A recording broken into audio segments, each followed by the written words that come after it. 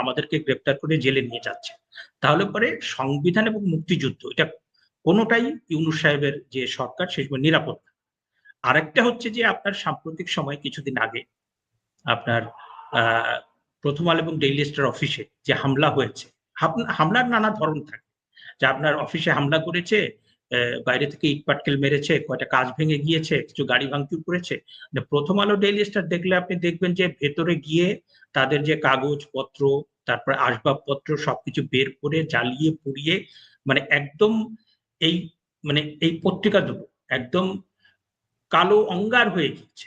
একদম কালো এই কালোটা আমার কাছে মনে হয় সেই কয়েক হাজার বছর আগের যে অন্ধকার, যেখানে শিক্ষা নাই, যেখানে স্বাস্থ্য নাই, যেখানে আপনার সভ্যতা নাই, যেখানে মানুষের যুক্তি নাই। সেরকম একদল লোক যখন কোনো একটা কারণ প্রথম আলো ডেইলি স্টার তাদের সম্পর্কে নানা সমালোচনা থাকতে পারে। কিন্তু তারা তো দুটো মানে এমন দুটো পত্রিকা অনেক মানুষ সেটা পছন্দ করে। যে তাদের একটা বস্তুনিষ্ঠতা আছে, তাদের নিজস্ব একটা আ সাংবাদিকতার মান আছে, তাদের নিজস্ব একটা আদর্শ আছে। তাদের নিজস্ব একটা দৃষ্টিভঙ্গি আছে। তো সেইখানে যখন আপনি এইভাবে এবং তারা কিন্তু ডক্টর মোহাম্মদ ইউনূসকে সিভিল সোসাইটি এবং শিক্ষিত লোকের ভিতরে ডক্টর মোহাম্মদ ইউনূস নিয়ে কিন্তু অনেক বিতর্ক ছিল। অনেকে কিন্তু খুব স্থূল ভাষায় আগে বলতেন সুদের কারবারি। কিন্তু অনেকেই কিন্তু ৫ই আগস্টের পরে সেটাকে খুব ভালো হিসেবে দেখতেন না। কারণ মনে করতেন যে না এটা উনাকে বিতর্কিত করার জন্য হচ্ছে। কিন্তু এখন কিন্তু এই প্রথম আলো ডেইলি স্টার তাদের ওখানে হামলার পরে আমরা যেটা দেখলাম যে আপনি একদিকে সন্ত্রাসীরা আক্রমণ করছে, সাংবাদিকদের জীবন বিপন্ন, অন্যদিকে আপনার পুলিশ নেই, সেনাবাহিনী নেই, আপনার নিজের সুরক্ষা নিজেই করতে হচ্ছে। তো ইউনূস সাহেবের সময় যে সরকার, সেই সরকারকে আমি বলব যে মুক্তিযুদ্ধ বিরোধী, সংবিধান বিরোধী এবং আপনার সভ্যতা, যুক্তি এবং আপনি নারী অধিকার, মানবাধিকার সবকিছুর বিরোধী। কারণ তারা টিকে আছে বিদেশি এজেন্ডা বাস্তবায়ন করার জন্য এসছে তারা এবং তাদের কোনো কিছুতে আপনার বৈধতার কোনো কিছু আমি দেখতে পাচ্ছি না। হ্যাঁ, প্রথম দিকে এই বিষয়গুলোকে আমরা আবার আসবো। আমরা ওই ২৮ তারিখের ঘটনাগুলো একটু জানতে চাই যেগুলো আমরা জানি না। রমনা থানায় যাওয়ার পরে কি ঘটলো? আমরা আসলে ওই আপনার রিপোর্টার্স ইউনিটে আমরা অনুষ্ঠান শুরু করে ১৫-২০ মিনিট আমি বক্তৃতা করেছি। আরো কয়েকজন দর্শকদের ভিতর থেকে তাদের অভিজ্ঞতা বর্ণনা করেছেন। এই সময় মব সন্ত্রাসটা শুরু হওয়ার পরে সাংবাদিকদের তরফ থেকে পুলিশে ফোন করা হলো এবং আপনার মঞ্জুরুল পান্না ভাই তিনিও ফোন করলেন এবং পুলিশ এসে দাঁড়িয়ে দেখলো ৪-৫ জন পুলিশ, বাইরে বোধহয় আরো পুলিশ ছিল এবং মব সন্ত্রাসীরা ইচ্ছামতো মারধর করলেন অনেককে, তারপরে অনেকের কলার ধরলেন, ব্যানার ছিঁড়ে ফেললেন এবং সবকিছুই তো আপনার ধারণ করা আছে। হ্যাঁ, তারপরে পুলিশ এসে সন্ত্রাসীদের গ্রেপ্তার না করে আমাদেরকে আটক করে নিয়ে গেলেন। রাত ৯:৩০ পর্যন্ত আপনার সিদ্ধান্ত নিতে পারেনি কি করবে। ৯:৩০টার দিকে একটা মামলা দায়ের করা হলো, মিথ্যা মামলা, সন্ত্রাস বিরোধী আইনে। ওই মামলাতে আমাদেরকে ৫ জনকে নিয়ে গিয়েছিল ডিবি অফিসে। ওই পাশে ছিলেন সাবেক মন্ত্রী লতিফ সিদ্দিকী আর ১০ জনকে আপনার রমনা থানায় রাখা হয়েছিল। এখন ডিবি অফিসে যে আপনার ডিবি অফিসে খুব কষ্ট হয়েছে। আপনার রাত ৯:৩০টায় যখন ডিবি অফিসে আপনার মামলা হওয়ার পরে তারা আমাদের ফোন এবং ওয়ালেট যা কিছু ছিল সেগুলো নিয়ে নিল, সিজ করে নিল। নেওয়ার পরে আপনার ডিবি অফিসের যে গারদ সেখানে ঢুকাই দিল। সেখানে দেখলাম যে বড় একটা কক্ষ, সেখানে আপনার বিছানা অল্প কিছু আছে, বালিশ-টালিশ কিছু নেই, মশারি নেই। একটা বড় একটা কক্ষ আর তার সাথে হচ্ছে ছোট ছোট কয়েকটা কামরা। সবচেয়ে দুঃখজনক যেটা যে আপনার যেকোনো মানুষ রাতে একটু ঘুমাবার জন্য যতটুকু সুযোগ সুবিধা দরকার সেগুলো ওখানে ছিল না। আর বাথরুমটা এত নোংরা যে ওইটার আবার দরজাও নেই। তো এই যে আপনার মিন্টু রোডে ডিবি অফিস যেটা, সেটা কিন্তু মন্ত্রীপাড়ার মাঝখানে এবং তার পাশেই কিন্তু আমাদের নোবেল লরিয়েট ইউনূস সাহেব যমুনাতে থাকেন। হ্যাঁ, তো তাদের আশেপাশে এরকম একটা নরকের মতো জায়গা। কারণ আপনি আমাদের এই ডিবি অফিসে তো অনেককেই রাখা হয়েছে। এই যে যারা আপনার বৈষম্য বিরোধী আন্দোলন করলো তাদেরকেও তো এখানে রাখা হয়েছে। তো সরকারে আসার পরে তো আপনারা কত কিছু সংস্কারের কথা বললেন। তো এই আপনার ঘরের পাশে যে ডিবি অফিস, এটাকে কি একটু বাসযোগ্য করে রাখা গেল না। কারণ ওই রাতে মানে প্রথমত হচ্ছে 9:30টার সময় হুট করে যখন পুলিশ আমাদেরকে জানালো, কারণ আমাদের সংবিধান যে 33 অনুচ্ছেদ সেখানে কিন্তু বলা হয়েছে যে আপনার একজন গ্রেপ্তারকৃত ব্যক্তি তিনি যদি তাকে মানে যে কোনো ব্যক্তি তাকে গ্রেপ্তার করা তাকে সাথে সাথে 4টা অধিকার দিতে হবে, সাংবিধানিক অধিকার। প্রথম হচ্ছে যে that person must be given opportunity to consult a lawyer of his or her own choice, তার পছন্দের একজন আইনজীবীর সাথে তিনি পরামর্শ করবেন। তারপর হচ্ছে দ্বিতীয় হচ্ছে যে তাকে কি কারণে গ্রেপ্তার করা হয়েছে সেটা আপনার যত দ্রুত সম্ভব জানাতে হবে। তারপরে হচ্ছে 24 ঘন্টার বেশি আদালতের অনুমোদন না নিয়ে তাদেরকে আটক রাখা যাবে না, এবং 24 ঘন্টার ভিতরে তাদেরকে আদালতে উপস্থিত করতে হবে। 4টা স্পষ্ট। এখন পুলিশ আমাদেরকে কিন্তু এটা জানায় নাই কি কারণে আমাদের আটক করা। হ্যাঁ, আমাদেরকে বললো যে আপনাদের মানে রাত 9:30 পর্যন্ত আমাদের একটা প্রত্যাশা ছিল যে না আমাদেরকে আনা হয়েছে, হয়তোবা ডিবি অফিস থেকে ছেড়ে দেবে। কিন্তু মামলা দায়ের করার পরে যখন ঢুকিয়ে দেওয়া হলো আমাদেরকে বলা হয়নি কি কারণে আমাদেরকে ইয়ে করা হলো। এবং সেখানে আপনার আমাদের ওই সাথে সাথে যখন বলা হলো আমাদের পরিবারকে যে আমরা জানাবো যে আমাদের গ্রেপ্তার করা হয়েছে, আমাদেরকে সেই সুযোগ দেওয়া হয়। হ্যাঁ, যা কিছু সব ওই আপনার সাংবাদিকদের মাধ্যমে, পত্রিকার মাধ্যমে। এবং ওখানে আপনার যখন ঢুকাই দেওয়া হলো তখন ধরেন যে আমাদের সাথে 80 বছর বয়সের একজন মুক্তিযোদ্ধা ছিলেন গোলাম মোস্তফা, তারপরে প্রায় 70-এর বেশি বয়সের আনিসুর রহমান বুলবুল আর একজন মুক্তিযোদ্ধা, এবং এরকম বেশ কিছু লোক ছিল। এবং মানে আমিও প্রায় 50-এর 50+। এখন আমাদের এই যে যারা আছি তাদের মধ্যে অনেকেই ধরেন যে কারো কিছু রেগুলারলি কিছু ওষুধ দরকার হয়, মানে এসেনশিয়াল, সেই ওষুধগুলো আমরা কোথায় পাবো? পুলিশের তরফ থেকে বলা হলো 9:30 10টার দিকে যে আপনাদের ওষুধগুলো আনিয়ে দেওয়া হবে। পরে দেখলাম যে কোনো কিছু আনিয়ে দেওয়া হচ্ছে না। ইভেন আমাদের আনিসুর রহমান বুলবুল ভাই তার যে ইনহেলারটাও নিয়ে গেছে। তারপরে তার যখন শ্বাসকষ্ট শুরু হলো রাতের বেলা, তখন তো তিনি মানে একদম চিৎকার চেঁচামেচি শুরু করলেন।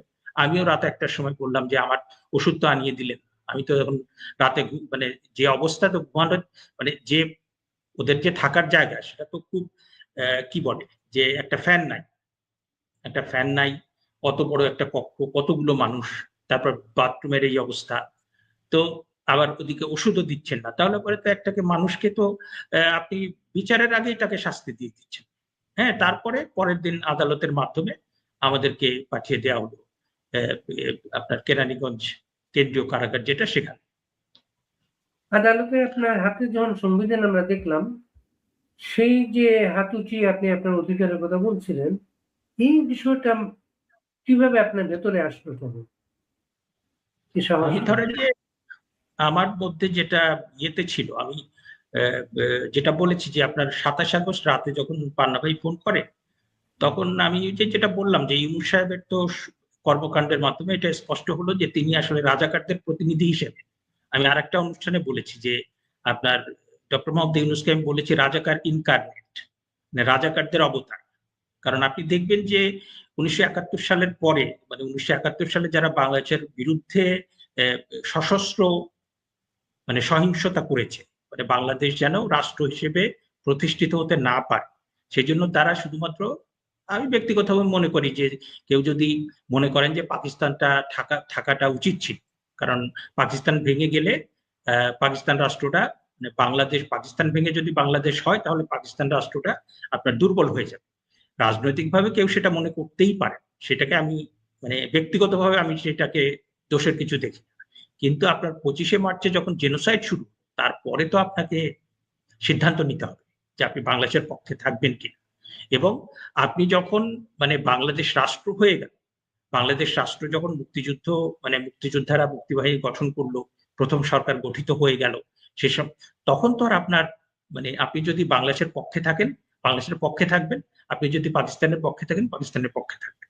তো এই যে বাংলাদেশের বিরুদ্ধে যারা ছিল, যারা বাংলাদেশকে মেনে নিতে পারে, এই তাদের পক্ষ থেকে 1971 সালের পরে তারা নিষিদ্ধ ছিল, তারপরে তারা নানাভাবে নানা রকম রাজনীতি করেছে, এবং তাদের সবকিছু কিন্তু এখন আপনার বিতর্কিত হয়েছে।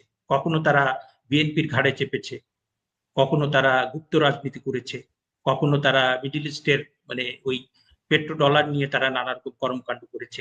তো এরা কিন্তু নানাভাবে বাংলাদেশে নিগৃহীত ছিল, এবং নিগৃহীত হওয়া খুব স্বাভাবিক। আপনি যে দেশটা মুক্তিযুদ্ধের মধ্যে দিয়ে গঠিত হলো, আপনি সেই মুক্তিযুদ্ধের বিরোধিতা করলেন, দেশের বিরোধিতা করলেন এবং সেখান থেকে আপনি সরলেন না। বাংলাদেশ হওয়ার পরেও আপনার যে অবস্থান, বাংলাদেশ বিরোধী অবস্থান থেকে আপনি সরলেন না। তাহলে পরে তো আপনার মানে জনসমর্থন পাওয়ার কোনো কারণ নেই। আপনি যে জনসমর্থনটা হয়েছে সেটা হচ্ছে মগজ ধুলাইয়ের মাধ্যমে। হ্যাঁ? এবং তারা ওই সেটা করেছে। এখন এই ডক্টর মোহাম্মদ ইউনূসকে আমরা দেখলাম যে তিনি ওই মুক্তিযুদ্ধ বিরোধীদের পক্ষে অবস্থান নিচ্ছেন। মানে সেইটা খুব মর্মান্তিক। তো আমার কাছে মনে হয়েছিল এরকম একটা অনুষ্ঠানে যদি যাই কিছু সমস্যা হতে পারে। কিছু সমস্যা হতে পারে।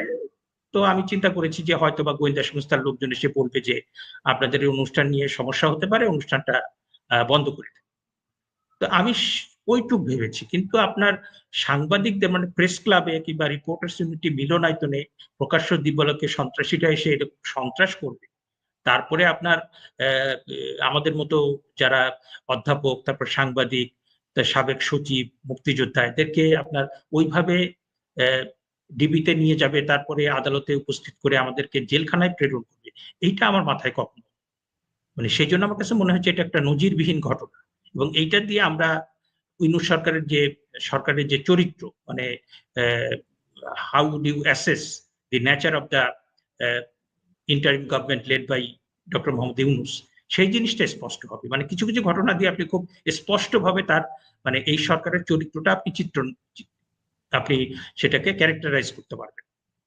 আর আপনি যে কথাটা বলেছেন যে পরদিন আমাদের আদালতে যখন নেওয়া হলো তখন ধরেন ওই মানে কি এক দেশে আমরা বাস করছি যে ঠিক আছে মিথ্যা মামলা হয়েছে, আমাদেরকে নিক আদালতে, কিন্তু আমাদেরকে হেলমেট পরতে হবে, আমাদেরকে বুলেট প্রুফ জ্যাকেট পরতে হবে এবং ওই গরমের ভিতরে আপনার একটা হেলমেট এবং বুলেট প্রুফ জ্যাকেট পরলে একদম দমবন্ধ অবস্থা হয়ে যায়।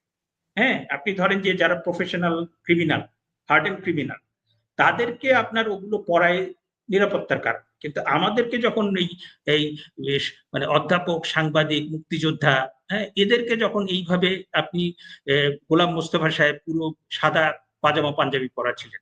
আনিসুর রহমান বুলবুল পুরো সাদা পাজামা পাঞ্জাবি পরা ছিলেন এবং গোলাম মোস্তফাকে দেখলে তো একজন মানে পীর আউলিয়ার মতো মনে হয়। তাকে আপনার ওই আপনি দেখেন অধ্যাপক আবুল বারকার, বিচারপতি খায়রুল হক, তাদেরকে আপনার ওই হেলমেট, বুলেট প্রুফ জ্যাকেট, হাতে হাত করা সব দিয়ে দিয়েছে। তারপরে আদালতে নিয়ে গেল। তো মোটামুটি যখন গ্রেপ্তার করা হলো তখন বুঝতে পেরেছে যে এরা কোনোভাবেই আমাদেরকে ছাড়বে না, আমাদেরকে হয়রানি করবে, আমাদেরকে শাস্তি দেবে, এইভাবে শাস্তি দেবে আর কি, যে মিথ্যা মামলায় অ্যারেস্ট করে আমাদেরকে কারাগারে পাঠাবে। তারপরে আমি যখন হিয়ারিংটা হলো আপনার নিম্ন আদালতে, হিয়ারিং করার পরে আমি নিজেও সাবমিশন দিয়েছিলাম যে আমাদের যে বিচারক আমার ছাত্র কিংবা ছাত্র সমতুল্য কিংবা ছাত্রী সমতুল্য একজন দিয়েছি, একজন মহিলা বিচারক আমার ছাত্রী সমতুল্য।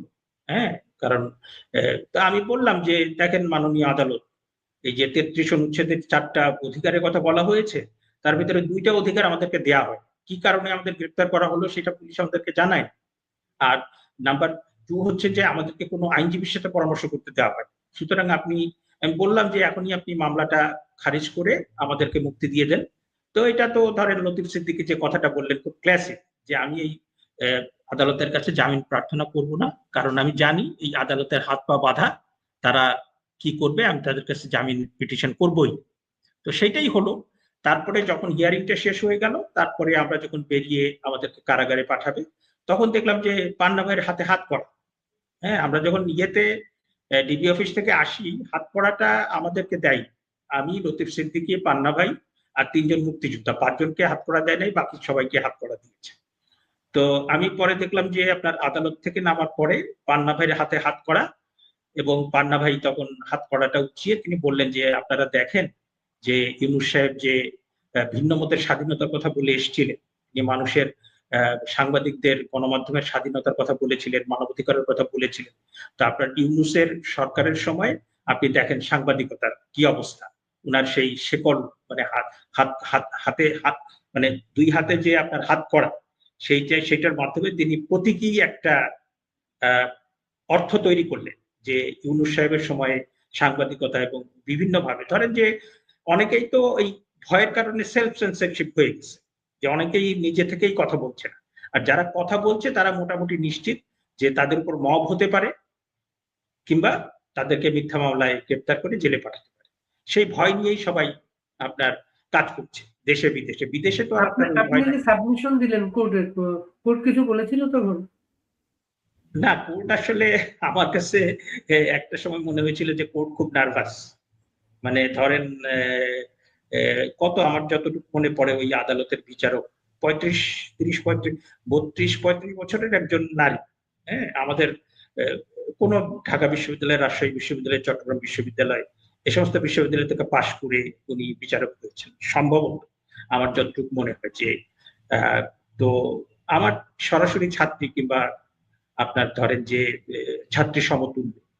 তো এখানে তো আর ছাত্র-ছাত্রীর কিছু নাই। কারণ এখানে আদালত তো আদালত। আমাকে মিথ্যা মামলা দেয়া হোক আর সত্যি মামলা দেয়া হোক, আমি তো ওখানে আসামি। তো তারপরেও একজন অধ্যাপক হিসেবে আমি বলেছিলাম যে আইনের একজন অধ্যাপক হিসেবে তো আমি সংবিধান জানি, আইন কানুন জানি। তো কোনটা মানে কি অপরাধে আমাদেরকে যে মানে একটা অনুষ্ঠান থেকে এইভাবে গ্রেপ্তার করলো সেটা এরকম না যে আপনার একটা বোমা বিস্ফোরণ করেছে, কেউ গ্রেনেড মেরেছে, রাতের আধারে কোনো অপরাধ হয়েছে, সেটাকে কে করেছে সেটা বের করার জন্য আপনি তদন্ত করতে পারেন। কিন্তু আমাদের যে অনুষ্ঠান হয়েছে সেখানে ডজন ডজন ক্যামেরা ছিল। ওখানে প্রথমে শুরু থেকে শেষ পর্যন্ত প্রত্যেকটা ঘটনা আপনার ওই রেকর্ডিং। সুতরাং আপনি তো দেখতেই পাচ্ছেন যে এখানে কোনো সন্ত্রাসের ঘটনা ঘটেনি। এখানে বরং সন্ত্রাসের শিকার হয়েছি আমরা। হ্যাঁ, আমরা সন্ত্রাসের শিকার হয়েছি। আমাদেরকে উল্টো মানে সন্ত্রাসীদের গ্রেপ্তার না করে আমাদেরকে গ্রেপ্তার করে এই যে আপনার বুলেট প্রুফ জ্যাকেট পরিয়ে তারপরে হেলমেট পরিয়ে এই মামলায় হার্ডেন তো বলা ক্রিমিনাল। হয়েছে আপনারা সরকার উৎখাতের ষড়যন্ত্র করতে সেখানে গিয়েছিলেন। না সেইটা ওই ওই সময় ওই সময় হিয়ারিং এ আসেন। ওই সময় হিয়ারিং এ এসছে যে আপনার যারা প্রসিকিউশন ছিল তারা বলেছে যে এই ঘটনা এবং তারা মূলত সাবমিশন যেটা দিয়েছে আইনের কিছু ছিল না। আমি খুব শকড হয়েছি যে ওইখানে যে আইনজীবী ছিল মানে আইনজীবীও আইন টাইন কিছু জানে বলে আমার মনে হয় না। সে শুধু বলেছে যে গত ১৫ বছর কি হয়েছে, ফ্যাসিবাদরা কি করেছে, এরা হচ্ছে ফ্যাসিবাদের দোষর, এরা হচ্ছে ফ্যাসিবাদকে পুনর্বাসন করার জন্য। সে যদি ল পয়েন্টে আর্গুমেন্টটা করতো যে মানে এরা কি কি কাজ করেছে সেটা সন্ত্রাস বিরোধী আইনে আসে কিনা, সেই আর্গুমেন্টের কোনো কিছু আমি শুনলাম না। একদম সস্তা পলিটিক্যাল রেটরিক। এবং বিচারক আপনার দেখলাম যে তার ওই ২ লাইনের কি লেখা ছিল যে আপনার আবেদন নামঞ্জুর করে তাদেরকে জেল হাজতে প্রেরণের আদেশ দেয়া। হ্যাঁ, মানে সে প্রসিকিউশনও শুনলো, আমারটাও শুনলো, তারপরে আপনার যারা আমাদের পক্ষে আইনজীবী ছিল তাদেরটাও শুনলো, শুনে ওই মানে আসলে এটা আমি কাকে দোষ এই যে দেব? আপনার আপনার ব্যাপারে বিচারক। সাবমিশন হ্যাঁ, সাবমিশন আইনজীবীর কথা বললেন, বিচারকের কথা বললেন, এই সমস্ত আয়োজন তো আপনার একজন সহকর্মীর করা। আপনার একজন সহকর্মী আসিফ নজরুলের আদালত সেটা। না আমি আসলে যেভাবে দেখি মানে আমি আমি বলবো যে ইউনূস সরকারের কথাই বলবো। কারণ এটা আসলে আমাদের অনুষ্ঠানটা এবং আমাদেরকে মিথ্যা মামলা দেওয়া, আমাদেরকে ইয়ে করা এটা একজনের সিদ্ধান্ত না। এটা পুরো সরকারের সিদ্ধান্ত। কারণ তারা তো আমাদেরকে আমরা ১২:৩০ পৌনে ১টার দিকে আমাদেরকে ডিবি অফিসে নিয়ে গেছে। এবং সেখানে আমরা বসেছিলাম রাত ৯:৩০ পর্যন্ত। ততক্ষণ পর্যন্ত তারা সিদ্ধান্ত নিতে পারেনি যে আমাদেরকে আটক রাখবে, ছেড়ে দিবে নাকি মামলা করবে, কি করবে তারা সিদ্ধান্ত নিতে পারে। তো সেই জন্য মনে হলো যে এটা আসলে মানে সরকারের সর্বোচ্চ পর্যায়ে গিয়ে এবং ইউনূস সাহেব তো মানে তার তার তার তো একটা কোর টিম আছে। হ্যাঁ, তার কোর টিম যে ১৭ জনকে বিদেশি নাগরিক, দ্বৈত নাগরিক তাদেরকে আনিয়েছে। আবার আপনি প্রথম আলো ডেইলি স্টারের ঘটনার পরে দেখলেন যে স্বরাষ্ট্র মন্ত্রণালয়ের যে একজন সহকারী ছিলেন, হ্যাঁ, সাবেক আইজিপি খুদা বক্স তাকে পদত্যাগ করতে হতো। এখন কোর টিমের সিদ্ধান্ত। হ্যাঁ, এবং আপনি যার কথা বলছেন দায় তো অবশ্যই আছে। কারণ আপনি সরকার যখন চালাবেন এরকম একটা ঘটনা প্রকাশ্য দিবালোকে হচ্ছে মানে পুরোপুরি একটা অন্যায়, তখন দায়িত্ব আপনাকে নিতেই হবে। হ্যাঁ, আমি সবচেয়ে মানে কষ্ট যেটা আমার কাছে যে আমার ব্যক্তিগত সামষ্টিক সবচেয়ে বড় জিনিস হচ্ছে মুক্তিযুদ্ধ। মুক্তিযুদ্ধ, বাংলাদেশের মুক্তিযুদ্ধ, বাংলাদেশের সংবিধান। এইটা তো অনেক বড় একটা আত্মত্যাগের বিনিময়ে আমরা অর্জন করেছি। সুতরাং মুক্তিযুদ্ধ, সংবিধান, বঙ্গবন্ধু এগুলো এগুলো নিয়ে যদি কেউ বিতর্ক তৈরি করার চেষ্টা করে, আপনি সমালোচনা করতে পারেন, আপনি গবেষণা করতে পারেন, আপনি নানা রকম সমালোচনা করতে পারেন, গঠনমূলক সমালোচনা করতে পারেন। কিন্তু আপনি যখন মুক্তিযুদ্ধ, বঙ্গবন্ধু, তারপর সংবিধান এগুলোকে নিয়ে অহেতুক বিতর্ক তৈরি করতে চান, তখন সেইটাকে তো আমি খুব ভালো হিসেবে গ্রহণ করতে পারি না। বাংলাদেশের সংবিধান, বাংলাদেশের মুক্তিযুদ্ধ যে বিপদে পড়েছে এবং এই সরকার এবং তার তার তার আন্তর্জাতিক যে ইন্টারন্যাশনাল প্লেয়ার, ন্যাশনাল প্লেয়ার, তারা যেভাবে পরিকল্পনা করেছে যে বাংলাদেশের মুক্তিযুদ্ধ, সংবিধান, তারপরে বঙ্গবন্ধু সবকিছু তারা নির্মূল করে দেয়।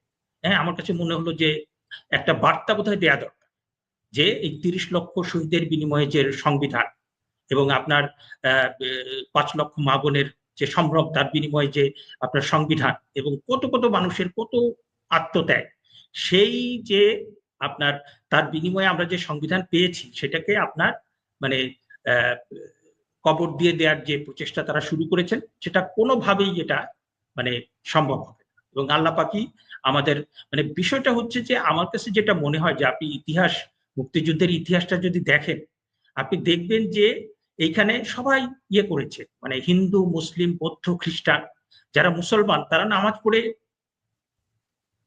তারা আল্লাহর কাছে দোয়া করেছেন, তারা সংগ্রাম করেছেন। যারা হিন্দু তারা তাদের মতো করে করেছেন। এটার অসাম্প্রদায়িক চরিত্র আছে এবং একই সাথে মানে এই জায়গাটা আমরা অনেক কনফিউজ করে ফেলি। এই জায়গাটা আমরা কনফিউজ করে ফেলি যে অনেকেই এটাকে মানে বিশেষ করে মুক্তিযুদ্ধ বিরোধী শক্তি মানে মুক্তিযুদ্ধকে একটা ধর্মবিরোধী একটা বিষয় হিসেবে তারা চিত্রিত করতে চায়। কিন্তু মানে এই যে মুক্তিযুদ্ধের পেছনে যে প্রত্যেকটা মানে একটা অসাম্প্রদায়িক বিষয় যেমন ছিল, আবার একই সাথে এটার সাথে যে যার ধর্ম, সেটা ধর্ম অনুযায়ী তারা কিন্তু মানে তার সৃষ্টিকর্তার কাছে প্রার্থনা করেছেন যে এই যে পাকিস্তান বাহিনী যে অন্যায় করেছে, তাদের সহযোগীরা যে অন্যায় করেছে, সেই অন্যায়ের যেন প্রতিকার হয় এবং তারা যে আত্মত্যাগ করেছেন, সেই আত্মত্যাগের বিনিময়ে বাংলাদেশ রাষ্ট্রটা যেন প্রতিষ্ঠিত। সুতরাং এই মুক্তিযুদ্ধটা হয়েছে আপনার একটা অনেক বড় একটা মহান কাজ এবং সেই মহান যে মানে গ্রেট একটা অ্যাচিভমেন্ট, সেটা কিন্তু মানে সবার আত্মত্যাগের বিনিময়ে এসছে। সেই জন্য আমার কাছে মনে হয় যে মহান আল্লাহ পাক মানে যার যার সৃষ্টিকর্তা, সেই মহান কাজটা তো এখন কারাগারে, আমরা কারাগারের দিকে যাই। কারাগারে ঢোকার পরে কি অভিজ্ঞতাগুলো? আমার কাছে মানে কারাগারে ঢোকার পরে আমার কাছে যেটা মনে হলো যে আমি নিজে তো ধরেন আইনের অধ্যাপক, সংবিধান আমি নিজে পড়াই, মানে সংবিধান, তারপরে criminal law, criminology, human rights, এই সমস্ত বিষয়গুলো আমি পড়ি, পড়াই, গবেষণা করি। তো এটা আমার অজানা কিছু না যে পুলিশ, ক্রিমিনাল জাস্টিস সিস্টেমের মানে একটা দেশে একটা ক্রিমিনাল জাস্টিস সিস্টেম থাকে, যেটার উদ্দেশ্য হচ্ছে যে মানে objective of criminal justice system is to ensure the punishment of the perpetrators of any country. যে কোনো দেশে যদি আপনার জঙ্গি থাকে, সন্ত্রাসী থাকে, অপরাধী থাকে, তাদেরকে শাস্তি দিয়ে আপনার দেশের ভিতরে যে শান্তি শৃঙ্খলা সেটা বজায় রাখার জন্য হচ্ছে ক্রিমিনাল জাস্টিস সিস্টেম।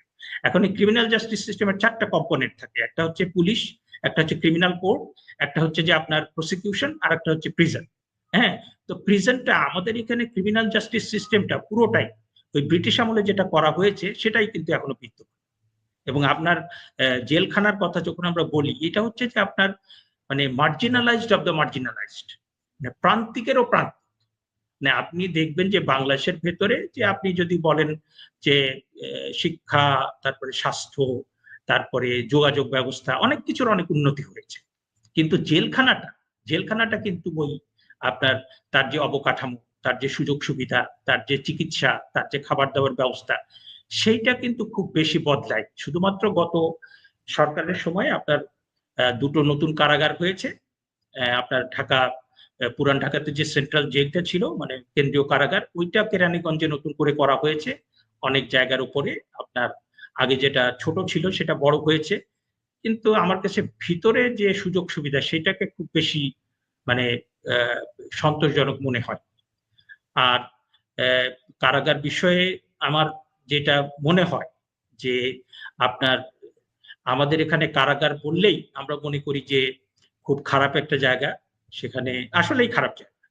এবং আপনার আমাদের কারাগার সংক্রান্ত কিংবা আমাদের ক্রিমিনাল জাস্টিস সংক্রান্ত যে সমস্ত বিষয়, সেটা সম্পর্কে মানুষের যে দৃষ্টিভঙ্গি, সেই দৃষ্টিভঙ্গি কিন্তু পরিবর্তন হয় না। আমি কেন এ কথা বলছি যে যেহেতু আমি ক্রিমিনোলজি পড়াই, ধরেন সপ্তদশ অষ্টদশ শতাব্দীতে মানে 1767-68 কিংবা ওই সময় থেকে সিজার বেকারিয়া, তারপরে ইটালির আপনার ইটালি, ব্রিটেন, ফ্রান্স, বিভিন্ন পণ্ডিত লেখক তারা কিন্তু খেয়াল করেছিলেন যে তাদের ওখানে কিভাবে শাস্তি দেওয়া হয়, এবং তখন কিন্তু কঠিন সব শাস্তি দেওয়া হতো, এবং কারাগারে যাদেরকে রাখা হতো তাদেরকে খাবার দেওয়া হতো না, তাদেরকে আপনার যোগাযোগের সুযোগ দেওয়া হতো না, তাদেরকে আপনার চিকিৎসা করা হতো না, এবং এত খারাপ অবস্থা।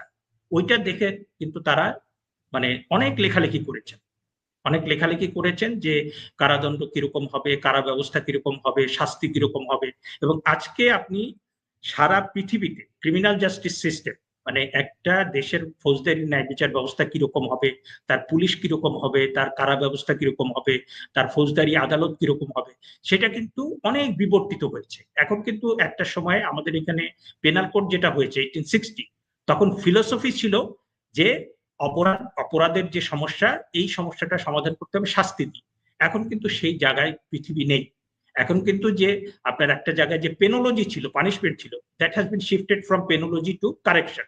মানে সারা পৃথিবীতে এখন দেখবেন সভ্য গণতান্ত্রিক দেশে যদি কেউ অপরাধ করে তাহলে তাকে প্রথমে হচ্ছে সংশোধনের সুযোগ দেওয়া হয়।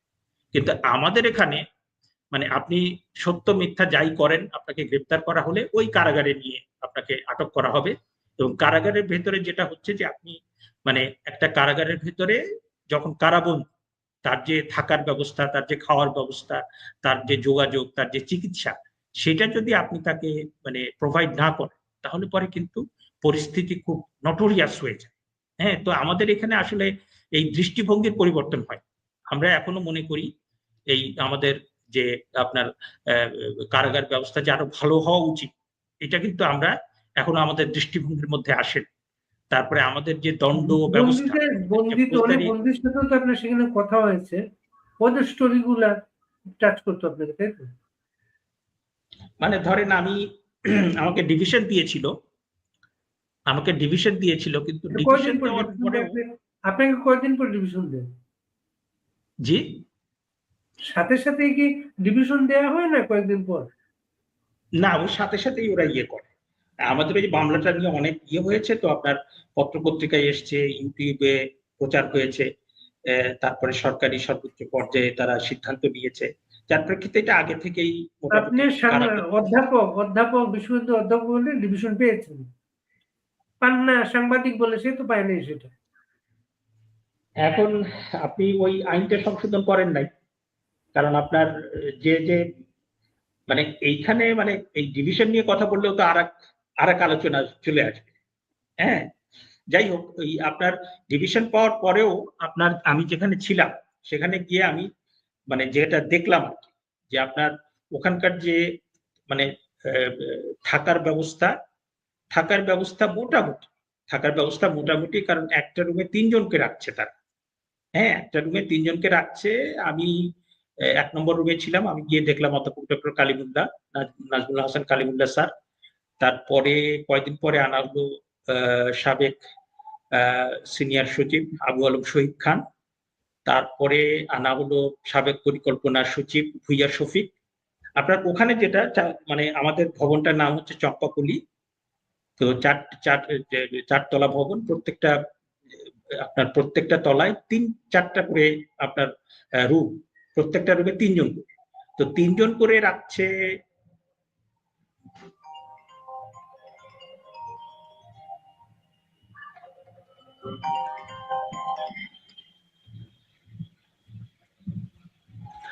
তো আপনার ধরেন আমি, তৌফিক আলাই চৌধুরী আর নাইবুর রহমান দুর্জয়, আমরা 9 নম্বরে ছিলাম অনেকদিন। তো আমার কাছে যেটা মনে হয়েছে যে 3 জনকে একটা রুমে রাখাটা বোধহয় ঠিক না, মানে প্রাইভেসির যে বিষয়টা। 3 জন একসাথে কথাও বলতে পারে না, 2 জন কথা বলে 1 জন শুনতে হবে। হ্যাঁ, এখন আপনার 3 জন, আমরা 3 জনকে যে রুমে রেখেছে সেটা যথেষ্ট প্রশস্ত না। আর যেটা মুশকিল ছিল যে আপনার টয়লেটটা, আমি কোনো জায়গায় যদি থাকি তাহলে পরে আমার সবচেয়ে যেটা যে আমি যে আমার রাজপ্রাসাদে থাকতে হবে, খুব ভালো মানে ওয়েল ফার্নিশড একটা জায়গায় থাকতে হবে সেটা। ধরেন টিনের ঘরে হোক কিংবা একটা মানে খুব আলিশান ঘর হতে হবে সেটা না। আমাকে যে কোনো ঘর দেন, তার ভেতরে টয়লেটটা নিট অ্যান্ড ক্লিন হতে হবে, পাকঘরটা নিট অ্যান্ড ক্লিন হতে হবে। এখন টয়লেটটা এত অপরিষ্কার, আমি যখন ওই আবেদন করলাম যে একটু হারপিক কিংবা আপনি স্যাভলন এগুলো নিয়ে আমি নিজে পরিষ্কার করে থাকি, সেটাও আমি পাই। হ্যাঁ, আর খাবার দাবার আমি বলবো যে যে খাবার দাবার দিচ্ছে সেটা খুব মানসম্পন্ন না।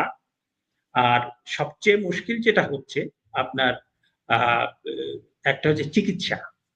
মানে ওখানে আপনার অনেককেই আপনার মিথ্যা মামলায় যাদেরকে নেওয়া হয়েছে, আহ, সাবেক প্রধান বিচারপতি খায়রুল হক, তারপরে আপনার সাবেক জ্বালানি উপদেষ্টা তৌফিকুল আলী চৌধুরী, সাবেক আপনার সংস্কৃতি বিষয়ক মন্ত্রণালয়ের যে মন্ত্রী আসাদুজ্জামান নূর, তারপরে শাহরিয়ার কবির, তারপরে আপনার অধ্যাপক আবুল বারকাত, এদের বয়স 70-80 এবং এদের প্রত্যেকেরই কিন্তু আপনার বার্ধক্যজনিত নানা সমস্যা আছে। একটা হচ্ছে যে তাদের পুষ্টি মানসম্পন্ন খাবার দরকার, সেই খাবারটা তারা পাচ্ছেন। আর সবচেয়ে বড় সমস্যা হচ্ছে যে ওখানে যে তাদের চিকিৎসা, কারণ আপনি জানেন যে নুরুল মজিদ হুমায়ুন উনি কিন্তু চিকিৎসা না দেওয়ার কারণেই মারা গিয়েছেন। ওনার যে ডেঙ্গু হয়েছিল, ডেঙ্গুটা হওয়ার পরে তাকে পিজিতে নেওয়া হয়, ফুল রিকভার করেননি। নিয়ে আসার মানে তাকে কারাগারে নিয়ে আসার পরে আবার তার শরীর ফুলে গিয়েছিল এবং তিনি ওই ফোলা শরীর নিয়ে তিনি মানে খোঁড়াতে খোঁড়াতে হাঁটছেন, কিন্তু তাকে একটা হুইল চেয়ারের ব্যবস্থাও করা হয়। হ্যাঁ, তারপরে তার স্পেশালাইজ ট্রিটমেন্টের জন্য তার যে আইসিইউ দরকার সেটাও তারা ব্যবস্থা করতে পারেন। এবং ওইখানে আপনার এই যে 70-80 বছর বয়সের যে যারা ব্যক্তি, তাদেরকে মানে তারা যে কষ্টের ভিতরে আছেন। কয়েকদিন আগে আপনার মনে থাকবে যে মাওলানা আবুল কালাম আজাদ, তাকে আপনার 2013 সালে ইন্টারন্যাশনাল ক্রাইমস ট্রাইব্যুনাল তাকে মৃত্যুদণ্ড দিয়েছে এবং তিনি তখন মানে পলাতক ছিলেন। এবং এখন তিনি এসে আদালতের সামনে হাজির, আপনি এখনকার আইসিটির সামনে হাজির হয়েছেন। তাকে কিন্তু সাথে সাথে হাজির হওয়ার সাথে সাথে তাকে, যেহেতু তাকে মৃত্যুদণ্ড দেওয়া হয়েছে এবং সে পলাতক ছিল, সাথে সাথে তাকে কারাগারে পাঠিয়ে দেওয়ার কথা। তাকে বলেছে, তার পক্ষ থেকে তার আইনজীবী বলেছে যে উনার বয়স 80 বছর, সুতরাং উনাকে মানে হাঁটাচলার মানে নিজে হাঁটাচলা করতে পারেন না, দুইজন তাকে সহযোগিতা করতে হয়। তাকে বলেছে যে আপনার জেলে যাওয়ার দরকার নেই, আপনি আপনার বাসায় থাকেন এবং আপনি অ্যাপিলের প্রস্তুতি। তাহলে পরে এই যে আপনি যাদের কথা বললাম, যে বিচারপতি খায়রুল হক তার বয়স 80 বছর, তারপরে এই যে নাট্য ব্যক্তিত্ব আসাদুজ্জামান তার বয়স 80 বছর, তৌফিকুল আলী চৌধুরী তার বয়স 80 বছর, অধ্যাপক আবুল বারকাত তার বয়স 70 বছর, এবং এরা প্রত্যেকেই আপনার ওখানে কারাগারে যে চিকিৎসা ব্যবস্থা, সেখানে ধরেন যে আপনি আপনার জ্বর সর্দি হলো প্যারাসিটামল, আপনার গ্যাসের ওষুধ কিংবা নাক কান গলার সমস্যা, এই মামুলি কিছু। কিন্তু আপনি যদি কোনো একটু জটিল হয়ে যায় পরিস্থিতি, কারণ আমি নিজেই আপনার এই ডিবি অফিসে এবং ইয়েতে আপনার এই কারাগারের মধ্যে গিয়ে, আমি যেদিন গ্রেপ্তার হলাম তার 1-2 দিন পর আমার ওয়াইফ আসলো। এখন আমি তার সাথে কিন্তু আমি বললাম যে আমি একটু আমার ওয়াইফের সাথে কথা বলতে চাই, তারা কোনোভাবেই আমি কথা বলতে পারলাম না। মানে আমার ওয়াইফকে যদি আমি না জানাই যে আমার এই ওষুধগুলো নিয়ে আসবে, তো সে কোত্থেকে নিয়ে আসবে? এবং যেদিন সে আমার সাথে দেখা করলো তার 15 দিন পরে আবার সে সাক্ষাতের সুযোগ পাবে। তাহলে এই যে এর ভিতরে আমার নাকে পলিপাস, আমার একটু ড্রপ দিতে হয়, হ্যাঁ, আমার কানে একটু ড্রপ দিতে হয়, তারপরে আমার একটা মানে সকালবেলা একটা এসেনশিয়াল ওষুধ আছে, রাতের বেলা একটা এসেনশিয়াল ওষুধ আছে। আমি তো প্রথম 7-8 দিন তো আমি মানে আমার কান একদম আমার বন্ধ হয়ে গেল। তারপরে আমি কিছু কয়েকদিন রাতে ঘুমাতে পারলাম। তো এই যে আপনার মানে এই যে আপনার চিকিৎসার যে অবস্থা, আপনার অন্যান্য বিষয়গুলো বাদ দিলাম, আরেকটা হচ্ছে যোগাযোগ, যে যোগাযোগের ব্যবস্থা এত খারাপ। এই যে কয়েকদিন আগে সাদ্দাম যে মানে ছাত্রলীগের যে সভাপতি, তার ওয়াইফ আর তার সন্তানকে হত্যা করার পরে নিজে আত্মহত্যা করল। এখন আপনার আমি যেটা বলছিলাম যে আমাদের এখানে কারা ব্যবস্থা, তারপরে দণ্ড, এগুলো সম্পর্কে আমাদের মানে দৃষ্টিভঙ্গি যথেষ্ট প্রসারিত। কারণ আমি নিজেও বিসিএস একাডেমিতে যখন ক্লাস নিয়েছি কিংবা পুলিশ স্টাফ কলেজে যখন ক্লাস নিয়েছি, উচ্চশিক্ষিত লোকদের জিজ্ঞেস করেছি যে বাংলাদেশে মৃত্যুদণ্ড যদি বাতিল করে দিই, রদ করে দিই, তাহলে সমস্যা আছে কেন? সবাই বলেছে না না না না, মৃত্যুদণ্ড বাতিল করা যাবে না, মৃত্যুদণ্ড বাতিল করলে অপরাধ বেড়ে যাবে। এই যে আমাদের যে একটা, এবং আপনি যখন দেখবেন যে আমাদের যে কোনো অপরাধ হলে আমরা সাথে সাথে বলি যে ফাঁসি দিয়ে দাও, তারপরে আমরা কারা ব্যবস্থাপনা মানে আমাদের কারাগার সম্পর্কে, মানে একটা লোককে আপনি যখন কারাগারে পাঠাচ্ছেন, সে আন্ডার ট্রায়াল প্রিজনার হোক কিংবা কনভিক্টেড হোক, তখন কিন্তু তাকে যদি আপনি ভালো খাবার দাবার দেন, আপনি তাকে মানে পড়াশোনার সুযোগ দেন, মানে বই খাতা যদি তার প্রয়োজন হয়, তারপরে আপনি যদি তাকে ইবাদত করার সুযোগ দেন, আপনি তাকে শরীর চর্চা করার সুযোগ দেন, মানে এগুলো দেওয়াটা উচিত। তারপরেও আপনি তো আমাদের এখানে কোনো সুযোগ সুবিধা পর্যাপ্ত না। আপনি সব সুযোগ সুবিধা যদি দেনও, তারপরেও কিন্তু একটা লোক যখন দিনের পর দিন তার মানে পরিবারের সদস্যদের সাথে তাদের সাক্ষাৎ নেই, তার মেয়েকে দেখতে পাচ্ছে না, তার ছেলেকে দেখতে পাচ্ছে না, তার ওয়াইফকে দেখতে পাচ্ছে না, বাইরের বিশ্বের সাথে তার কোনো যোগাযোগ নাই, হ্যাঁ, এরকম একটা অবস্থায় কিন্তু মেন্টালি কিন্তু একদম ক্রিপল হয়ে যায়। এবং এই জন্য সারা পৃথিবীতে আপনার কারাগারকে কিন্তু এখন উৎসাহিত করা হয়। মানে একজন ব্যক্তিকে আপনি যখন তার বিরুদ্ধে কোনো অভিযোগ আসবে, হ্যাঁ, সে অপরাধ করলে তখন কিন্তু তাকে প্রথম আপনার সুযোগ দেওয়া হয় সংশোধন। আর দ্বিতীয়ত হচ্ছে তাকে মানে কারাগার হচ্ছে লাস্ট রেজোর্ট। সুতরাং আমাদের এখানে কারাগার যেটা আছে সেটা তো এইভাবে থাকাই উচিত না। আর দ্বিতীয়ত হচ্ছে এই যে যারা আন্ডার ট্রায়াল প্রিজনার, আপনার শত শত প্রিজনার মিথ্যা মামলা, আপনি মিথ্যা মামলা দিয়ে এক একজন 7 মাস, 8 মাস, 9 মাস, 10 মাস, 14 মাস, 15 মাস, এই যে আপনার তৌফিক এলাহি চৌধুরী, তারপরে আপনার আসাদুজ্জামান নূর, এরা তো প্রায় 14-15 মাস, এবং এই মামলাগুলো মিথ্যা মামলা। এবং 80 বছরের একটা লোক, 80 বছরের একটা লোক আপনি মৃত্যুদণ্ড প্রাপ্ত একজন, তাকে আপনি বললেন যে তোমার কারাগারে যেতে হবে না, তুমি ইয়েতে তোমার বাসায় থাকো। আর বাকিদের আপনি মিথ্যা মামলা দিয়ে কারাগারে আপনি এখন আপনার মামলা হওয়ার পরে, বিচার হওয়ার পরে যদি তারা খালাস পান, তাহলে পরে এই তারা যে কষ্টটা করলেন, কিংবা এখন তো যে কেউ মারাও যেতে পারে। আমাদের কারাগারে এখন যে অবস্থা, যে আপনার নুরুল মজিদ হুমায়ুন তো মারা গেলেন, তারপর সাদ্দামের আর একটা ঘটনা দেখলাম, এবং এরকম অনেক মানে যারা এই চিকিৎসার যে এত খারাপ অবস্থা, এবং আপনি যেভাবে তাদেরকে ট্রিটমেন্ট দেওয়া হচ্ছে, এটা তো রীতিমতো একটা মানে মৃত্যু, মানে একটা মৃত্যু উপত্যকা হয়ে গিয়েছে। সুতরাং এইটা আসলে আমরা মানে এই অন্তর্বর্তী সরকারের থেকে এইটা কিন্তু আমরা প্রত্যাশা করি। আর সবচেয়ে মর্মান্তিক যেটা আপনার সবচেয়ে মানে করেছে, আমি যেদিন 24 তারিখে আমার জামিন হলো, 28 তারিখে আমি আসলাম, এবং সেদিন ওই সন্ধ্যার সময় আপনার মানে ওদের কমিউনিকেশন সিস্টেম এত খারাপ যে আমাকে সকালে জানাতে পারে যে আপনার জামিন হয়েছে, আপনাকে না জামিন হয়েছে সেটা জানি, কিন্তু কবে ছাড়বে তারা, কোনো একটা কিছু কাউকে নিয়ে যাবে, কাউকে জামিন দিবে, 8 ঘন্টা আগে জানায়। একজন ব্যক্তি সে এতদিন ছিল, তার ব্যাগেজ গোছাতে হবে, তার করতে হবে, এই 8 ঘন্টা আগে জানায়। তারপরে ওখানে 2-3 ঘন্টা বসায় রাখার পরে আমার ফ্যামিলির যারা মেম্বার, তারা সকাল থেকে এসে বসে আছে, তাদের কোনো কিছু জানানো হয় যে তার জামিন হয়েছে, কখন ছাড়বো না।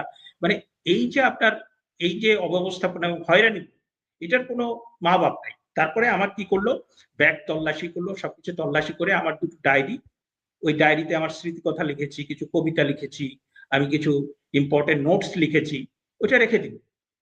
হ্যাঁ, এখন আমি তো ওইটা মানে ওই ডায়েরি 2টো উদ্ধার করার জন্য আমাকে এখন চিঠি লিখে বিভিন্ন জায়গায় চেষ্টা করতে হবে।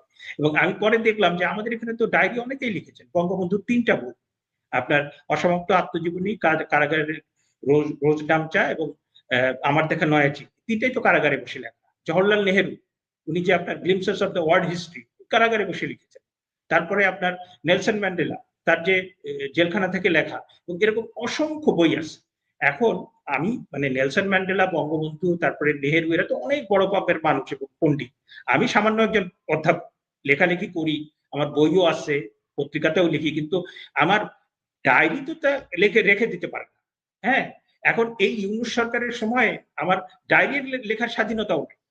আমি যে একটা কারাবন্দী অবস্থায় আমি যে আমার চিন্তা ভাবনা, আমার যে কিছু আমি প্রকাশ করলাম, আমি লিখে রাখলাম, সেটাও তারা মানে কেড়ে নিয়ে গেল। মানে এইটা কেমন বাংলাদেশ? শাহরিয়ার কবিরের সাথে দেখা হয়েছে? শাহরিয়ার কবির ভাইয়ের সাথে আমার একদিন মানে ওনারা ছিলেন তো স্পেশাল জেলে, আমরা ছিলাম আরেকটা ভবন। তো শাহরিয়ার কবিরের সাথে আমার একদিন দেখা হয়েছে, ওনার স্বাস্থ্য তো ভেঙে পড়ছে।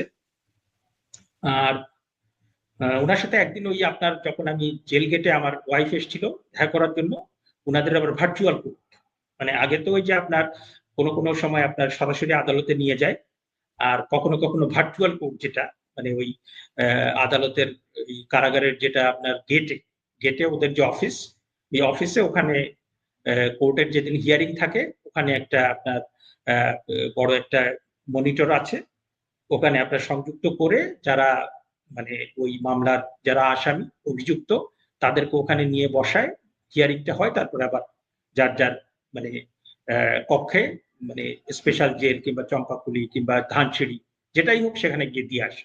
হ্যাঁ, ওই দিন আমার দেখা হয়েছিল, আর দু একটু কথা হয়েছিল, আর কিছু না।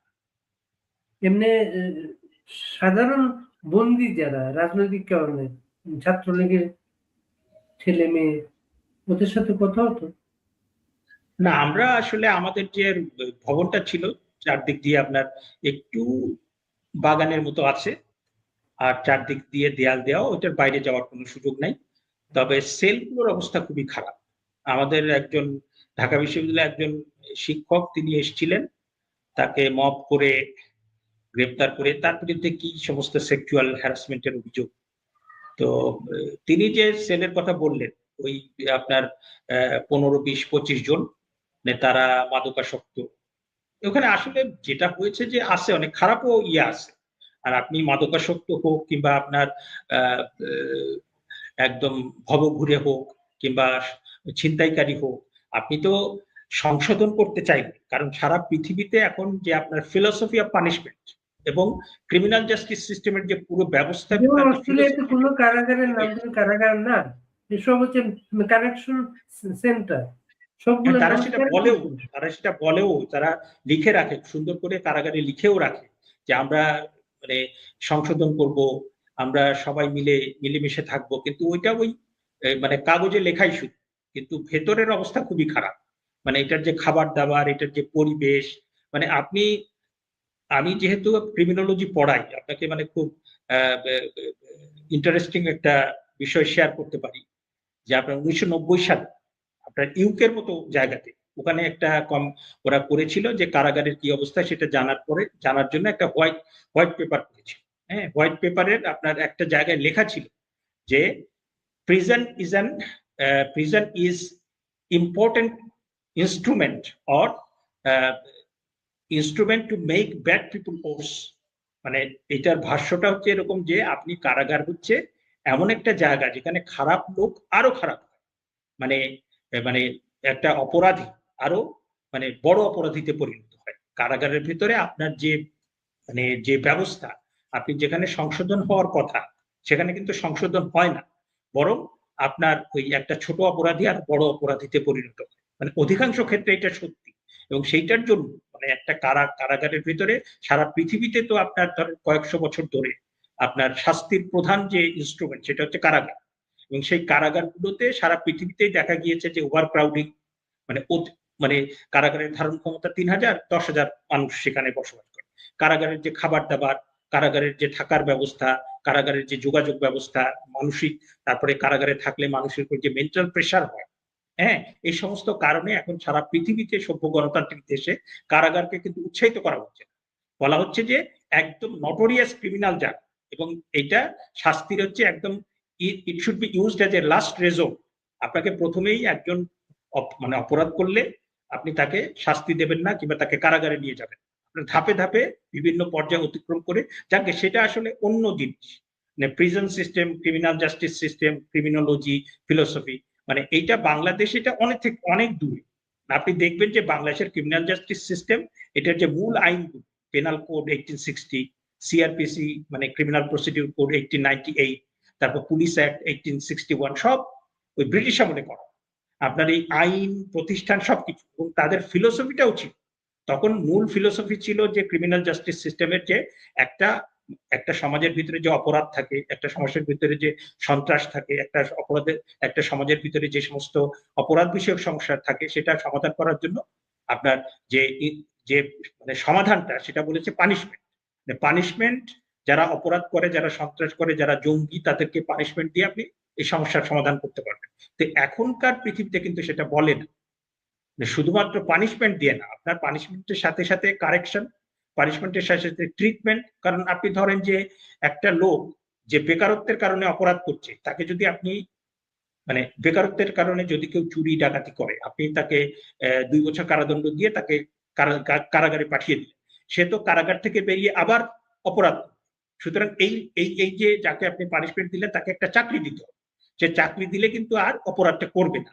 সুতরাং কখনো কখনো যে আপনার যে অপরাধের রুট কজটা কি, সেটা কি তার শারীরিক কোনো সমস্যা, সেটা মানসিক কোনো সমস্যা, নাকি তার অর্থনৈতিক সমস্যা, সেইটাকে আইডেন্টিফাই করে আপনাকে সেটা সমাধান করতে হবে।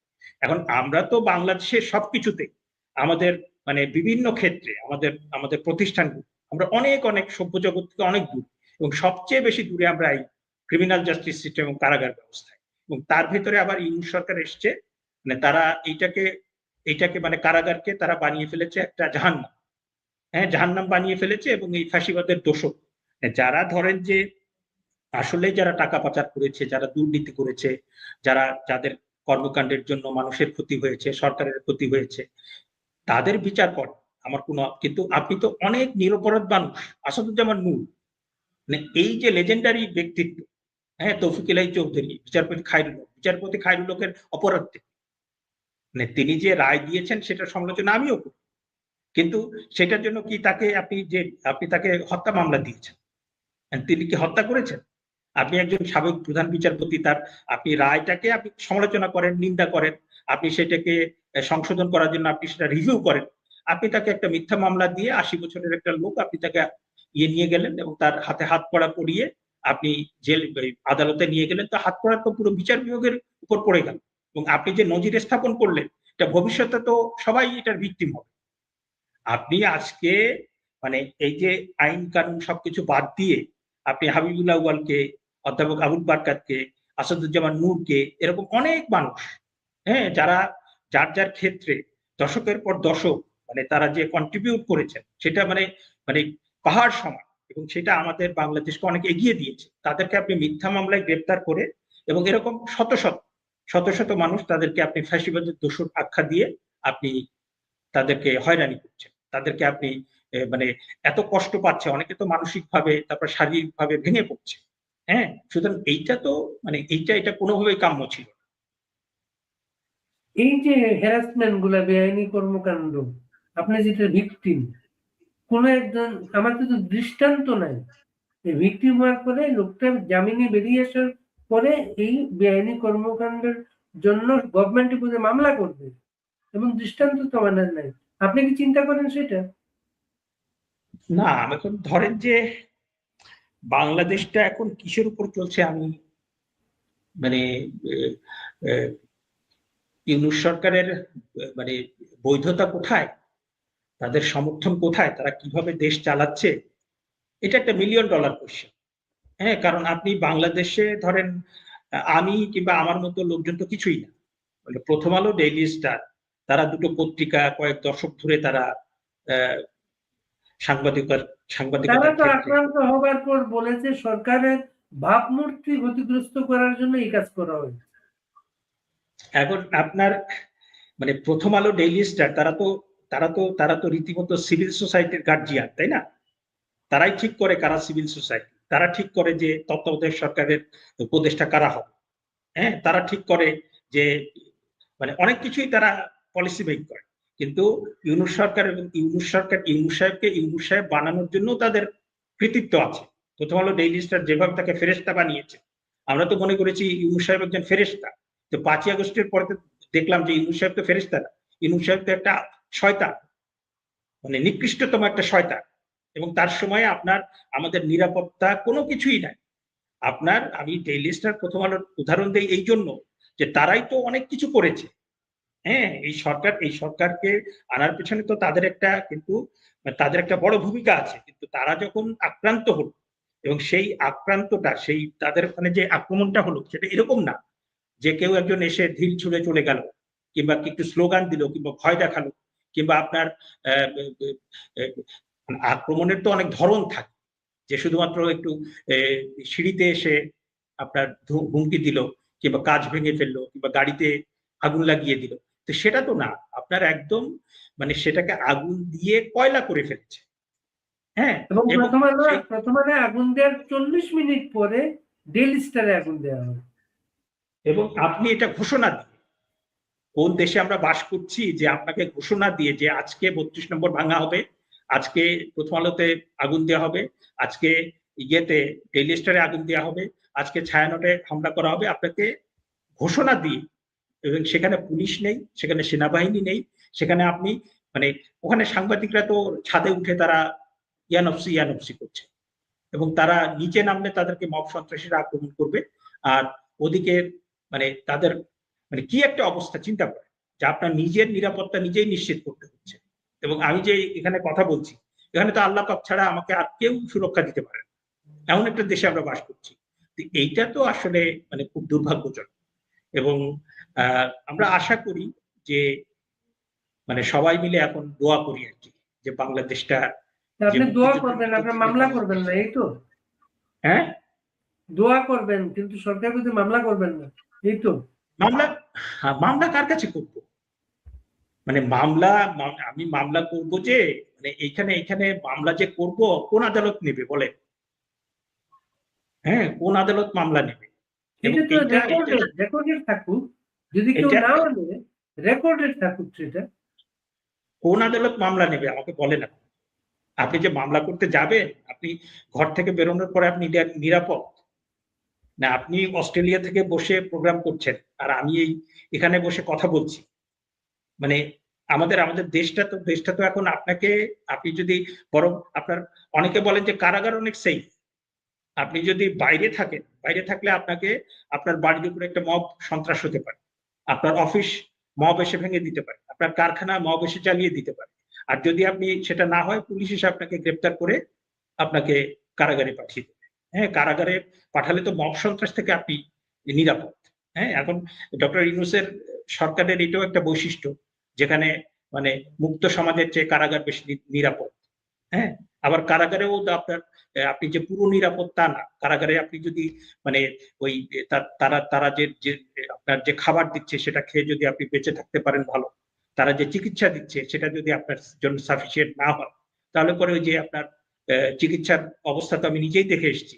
আর বাকি যারা ওখানে আছেন তারা শারীরিকভাবে মানসিকভাবে আস্তে আস্তে আস্তে আস্তে তারা নিঃশেষ হয়ে যাবে।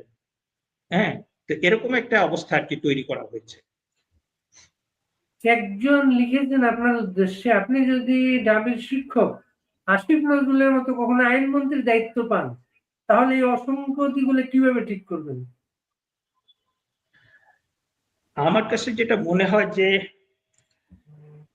বাংলাদেশে এখন ব্যক্তিগতভাবে কারো পক্ষে কিছু করাটা খুব কঠিন। কারণ আমাদের এখানে আপনি যতগুলো সিস্টেম, এডুকেশন সিস্টেম বলেন, ক্রিমিনাল জাস্টিস সিস্টেম বলেন, জুডিশিয়াল সিস্টেম বলেন, তারপরে হেলথ সিস্টেম বলেন, সবকিছু কিন্তু ব্রিটিশ আমলে করা। পরবর্তীতে কিন্তু আমরা এইটার উপরে আমাদের যে মানে স্বাস্থ্য ব্যবস্থা ছিল, সেখানে আমরা পরবর্তীতে প্রাইভেট মেডিকেল করেছি, তাই না? প্রাইভেট মেডিকেলে নতুন নিয়ে করেছি। কিন্তু এই যে প্রত্যেকটা শিক্ষা ব্যবস্থা, স্বাস্থ্য ব্যবস্থা, ফৌজদারি বিচার ব্যবস্থা, প্রত্যেকটাকে প্রো পিপুল করার জন্য, মানে এটাকে জনবান্ধব করার জন্য যে সমস্ত পদক্ষেপগুলো নেওয়া দরকার, সেটা কোনো সরকারই করে নাই। এখন এটা যদি সরকারিভাবে মানে আপনার যদি পলিসিগত সিদ্ধান্ত না হয়, কিন্তু কোনো ব্যক্তির পক্ষে তো এটা কিছু করা মানে সম্ভব না। সুতরাং আপনি ওই একজন ব্যক্তিগতভাবে আপনি একজন মন্ত্রী হন, কিংবা আপনি একজন কোনো একটা গুরুত্বপূর্ণ দায়িত্ব পান, আপনি ওই স্ট্রাকচারের মধ্যে, আপনার কাঠামোর ভিতরে একজন ব্যক্তির পক্ষে যতটুকু করা সম্ভব, যদি আপনার সদিচ্ছা থাকে আপনি পারবেন। আর যদি আপনার মানে প্রো পিপল কিংবা দীর্ঘমেয়াদী স্থায়ীভাবে কোনো কিছু প্রাতিষ্ঠানিক কোনো কিছু করতে হয়, সেটা আপনার নীতিগত সিদ্ধান্ত ছাড়া হবে না। আর আপনার এই যেটা বলছি যে কাঠামোর মধ্য থেকে কোনো কিছু করা, সেটার একটা উদাহরণ দিলে আপনার কাছে পরিষ্কার হবে যে আমি ২০০৪ সালের দিকে আমি যে সমস্ত কিশোরদের আপনার উন্নয়ন কেন্দ্রে রাখা হয়, মানে চাইল্ড ডেভেলপমেন্ট সেন্টার, তাদের উপরে একটা কাজ করেছিলাম গবেষণা করতে গিয়ে।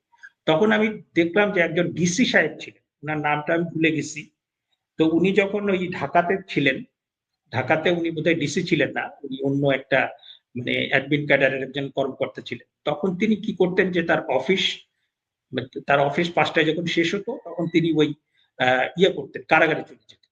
কারণ আপনার উনার কাছে খবর ছিল যে আপনার অনেক ছোট ছোট বাচ্চা, তারা হারায় যাওয়ার পরে বলতে পারে না যে তাদের বাসার ঠিকানা কি বাবার নাম, তখন তাদেরকে কারাগারে পাঠিয়ে দেওয়া হয়। এরকম ৩৪টা ছেলেকে তিনি মানে কারাগারে ছিল তারা। তারা যখন পুলিশের কাছে যায়, পুলিশটা কারাগারে পাঠিয়ে দেয়। তাদেরকে কারাগার থেকে খুঁজে মানে তাদেরকে কারাগার থেকে নিয়ে খুঁজে তাদের বাবা মার কাছে পৌঁছে দেয়। তো এইটা বলছি যে এই জন্য যে আপনার যদি সদিচ্ছা থাকে, তাহলে পরে আপনি কাঠামোর মধ্য থেকে অল্প কিছু কাজ মানবিক কাজ করতে পারবে, কিন্তু দীর্ঘমেয়াদী এবং স্থায়ীভাবে কোনো কিছু করতে গেলে এটা পলিসিগত সিদ্ধান্ত ছাড়া খুব কঠিন। আমরা শেষ করবো কার্জন। আপনি যদি একটু যুক্ত করতে চান আপনার অভিজ্ঞতা থেকে। না, আমার আসলে যুক্ত করার কিছু নাই। আমি যেটা ব্যক্তিগতভাবে যেটা আমি ধারণ করি, যে আমার মুক্তিযুদ্ধ, বাংলাদেশ, বঙ্গবন্ধুর সংবিধান সবকিছুকে আমি ধারণ করি। আমার ব্যক্তিগত কোনো স্বার্থ নাই, আমার অন্য কোনো চাওয়া পাওয়া নাই। আমার মুক্তিযুদ্ধের মধ্যে যে বাংলাদেশটা গঠিত হয়েছে সেই বাংলাদেশটা যেন থাকে, সেই বাংলাদেশের সংবিধানটা যেন থাকে। এবং সংবিধানের ব্যাপারে কিন্তু আমরা এটা সবসময় বলেছি যে আমাদের যে মূল আপত্তি সেটা হচ্ছে সংবিধান কবর রচনা। যে যারা বলছে যে সংবিধান কবর রচনা করে দিবে, সংবিধান সংশোধন করার ব্যাপারে কিন্তু কোনো সমস্যা নেই। আমরা বলেছি যে সংবিধান এই পর্যন্ত 17 বার সংশোধন হয়েছে। হ্যাঁ, সুতরাং যদি রাষ্ট্র সংস্কার করতে হয়, যে আমাদের এখানে ক্ষমতার ভারসাম্য নেই সেটাকে ঠিক করা, কিংবা আমাদের এখানে পার্লামেন্টের দ্বিতীয় কক্ষ দরকার, কিংবা আমাদের এখানে আপনার শিক্ষা বিষয়ক একটা অনুচ্ছেদ আছে, সেটাকে আপনার একদম শিক্ষাকে মানে এটার ফিলোসফি কি হবে, কোন স্তরের শিক্ষা কি হবে, সেইটাকে যদি ঠিক করার জন্য আপনি সংবিধান সংশোধন করে, তাতে সমস্যা কিছু না। কিন্তু আপনি মুক্তিযুদ্ধ বিরোধী শক্তি, তারা এই যে আমাদের যে ৭২-এর সংবিধানটাকে ভয় পায়, কারণ এই সংবিধানের ভিতরে মুক্তিযুদ্ধের চেতনার কথা লেখা আছে। সেই জন্য তারা নানা কথার মারপ্যাচ দিয়ে নানাভাবে আপনার একটা ধূম্রজাল তৈরি করে এই সংবিধান, মুক্তিযুদ্ধ এগুলোকে কবর দিতে চেয়েছে। আমার যেটা মানে চাওয়া পাওয়া সেটা হচ্ছে আমার দেশটা, আমার বাংলাদেশটা যেন ভালো থাকে, মানুষ যেন ভালো থাকে, এবং বাংলাদেশের শিক্ষা, স্বাস্থ্য, তারপরে বাংলাদেশের কূটনীতি, খেলা, সংস্কৃতি, এটা যেন উত্তরোত্তর সারা পৃথিবীতে একটা সুনাম অর্জন করে। এই মানে দেশ এবং মানুষ নিয়ে এই চাওয়াটা যেন মানে পূর্ণ হয়। সে যে দলই থাক, যে দলই ক্ষমতায় থাক, যে গোষ্ঠী ক্ষমতায় যাক, আমার বাংলাদেশটা যেন সামনের দিকে এগিয়ে যায়। এছাড়া আর কোনো চাওয়া পাওয়া নাই। জুলাই সনদের নামে যে গণভোটের ব্যবস্থা করা হচ্ছে, যে গণভোটে পাস করবে, এরপর কি আপনার এই আশা থাকবে এগুলা? যেটা হচ্ছে যে আসলে আত্মসমালোচনাও করতে হবে, কারণ গত 15 বছরে যে সমস্ত বড় বড় ভুলভ্রান্তি হয়েছে, যারা এখন এসছে ন্যাশনাল ইন্টারন্যাশনাল খেলোয়াড়, তাদের বড় একটা অংশ বাংলাদেশের মুক্তিযুদ্ধ বিরোধী, বাংলাদেশের স্বাধীনতা সার্বভৌমত্বের বিরোধী। হ্যাঁ, তারা এটাকে পরিবর্তন করে বাংলাদেশটাকেই উল্টে ফেলতে চায়। এখন সেইটার পেছনেও আমাদের ভুল ত্রুটি আছে, সেটাও আপনার আত্মসমালোচনা করে আমাদের মানে আমাদের সংশোধনের দিকে যেতে হবে। এবং আমার কাছে যেটা আমি মনে করি যে খুব ভালো একটা মানে ইন্ডিকেশন, যে আওয়ামী লীগের তরফ থেকে, বিএনপির তরফ থেকে তারা যে মধ্যপন্থী রাজনীতির কথা বলছে এবং তারা বাংলাদেশ মুক্তিযুদ্ধ কেন্দ্রিক রাজনীতির কথা বলছে, সেটা খুব মানে বাংলাদেশে একটা বহুদলীয় লিবারেল ডেমোক্রেসি থাকা উচিত। বহুদলীয় লিবারেল ডেমোক্রেসি, এবং সেইখানে আপনার যে সমস্ত প্রতিষ্ঠানগুলো দরকার, একটা ভালো নির্বাচন কমিশন, একটা স্থানীয় সরকার, তারপরে আপনার একটা দুর্নীতি দমন কমিশন, একটা মানবাধিকার কমিশন, তারপরে আপনার সরকারি বেসরকারি পর্যায়ে বিভিন্ন সংগঠন, এবং সবচেয়ে বেশি যে দরকার সেটা হচ্ছে যে দেশের আপামর মানুষ তারা যেন সভ্য হয়। দেশের আপামর মানুষের ভিতরে যেন একটা মূল্যবোধ থাকে, দেশের আপামর মানুষের মধ্যে যেন একটা মানবিক বোধ থাকে। কারণ এই মুক্তিযুদ্ধ বিরোধী শক্তি এবং আরো কিছু ইনফ্লুয়েন্সার তারা যেটা করেছে, আপনার কয়েকটা জেনারেশন এদেরকে মূল্যবোধটা নষ্ট করে দিয়েছে। হ্যাঁ, আর হচ্ছে যে এদের ভেতরে যে চিন্তা চেতনা, ইতিহাস বিকৃতি, হ্যাঁ, এবং এদের যে আপনার অশ্লীল স্লোগান, মানে আমার কাছে মনে হয় যে একটা দেশের যুব সম্প্রদায় যদি এই ধরনের দৃষ্টিভঙ্গি ধারণ করে, মানে পোষণ করে, তাদের সভ্যতার স্তর, চিন্তা চেতনার স্তর যদি এত নিচু হয়, এবং সেখানে কিন্তু শুধুমাত্র একটা পক্ষকে আমি দোষ দেব, মানে আমরাও যারা মানে সরকারে ছিল, যারা বিরোধী দলে ছিল, আমরাও কিন্তু আমাদের যুব সমাজ কিংবা তরুণ সমাজের উপর যথেষ্ট টেক কেয়ার করি না। হ্যাঁ, এটা আমাদের সামগ্রিক ব্যর্থতা। এখন একটা দেশের কথা যখন বলি, তখন তো আসলে একটা দেশের কোনো কিছু তো রাতারাতি হয় না। সুতরাং সেটা আমাদের যে ক্ষতিটা হয়েছে, সেই ক্ষতিটা পোষণ করার ক্ষেত্রে রাতারাতি আমরা কোনো সুফল পাবো। আর আপনি মুক্তিযুদ্ধ বিরোধী শক্তি, তারা তো খুব প্ল্যান্ড, তারা তো কোনো কিছু করার জন্য ৫, ৭, ১০ বছর আগে পরিকল্পনা করে। তারা কিভাবে কোথায় ইঞ্জিনিয়ারিং করতে হবে, কোথায় লুকিয়ে পড়তে হবে, কোথায় প্রকাশ্য হতে হবে, সবকিছু তারা জানে। হ্যাঁ, এবং তাদের